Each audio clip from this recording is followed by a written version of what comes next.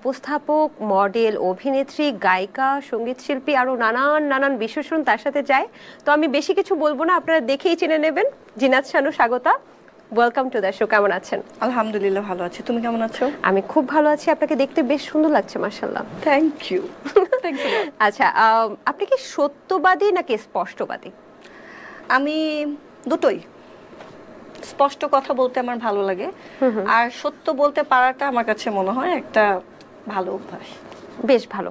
আজকে আমরা অনেক কিছু নিয়ে কথা বলবো, আপনার ক্যারিয়ার, আপনার ড্রিম, আপনার ছোটখাটো খুনসুটি ভাইয়ের সাথে আরো অনেক কিছু। তবে তার আগে আমরা একটু সমালোচনা দিয়ে শুরু করি। ওকে। আচ্ছা, বর্তমানে আপনিও নিশ্চয়ই জেনে থাকবেন, আমরাও জানি যে আপনি কিছু ব্যাপারে বেশ সমালোচিত, আলোচিত এবং সমালোচিত। কিছু ব্যাপারে না, একটা ব্যাপারে।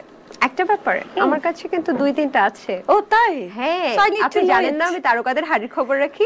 বলো তো তোমার হাড়িতে কি খবর আছে? এই যে আমার হাড়ি খবর এটার মধ্যে আছে। যাই হোক, একে একে বলে, ঠিক আছে?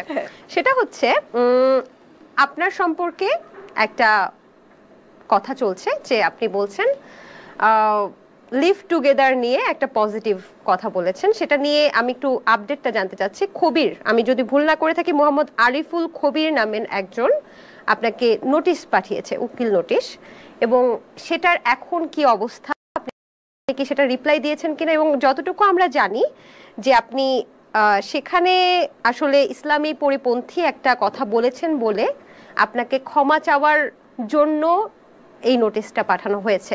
আপনি কি তার কাছে ক্ষমা চেয়েছেন বা জাতির উদ্দেশ্যে ক্ষমা চেয়েছেন?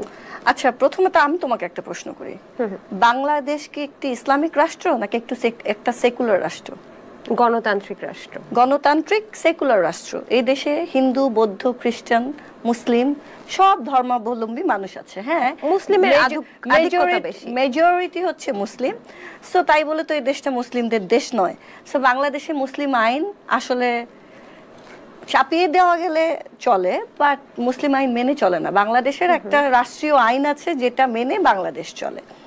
আর দ্বিতীয়ত, আমার কাছে কোনো খবির, স্থবির বা কেউই কোনো ধরনের নোটিশ পাঠায়নি। এটা একটা গুজব।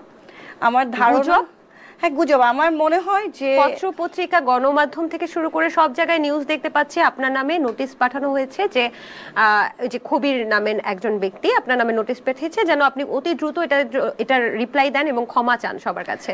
আচ্ছা, তাহলে এটা কি গুজব? এটা গুজব। এবং আমি বলবো যে আগে বলতো মানুষ, মানে একটা লজ্জার বিষয় ছিল জার্নালিজমের ক্ষেত্রে, যে ওই লোকটা তো ইয়েলো জার্নালিজম করে। মানে ইয়েলো জার্নালিজম আসলে একটা, বাই দ্য ওয়ে আজকে আমি ইয়েলো পরে আছি, কেউ বলে না, বাট এটা একটা নেগেটিভ ব্যাপার ছিল। সো আমি ইদানিং মনে করি ইয়েলো জার্নালিজম না, এখন হয় কি জানো, ব্লু জার্নালিজম।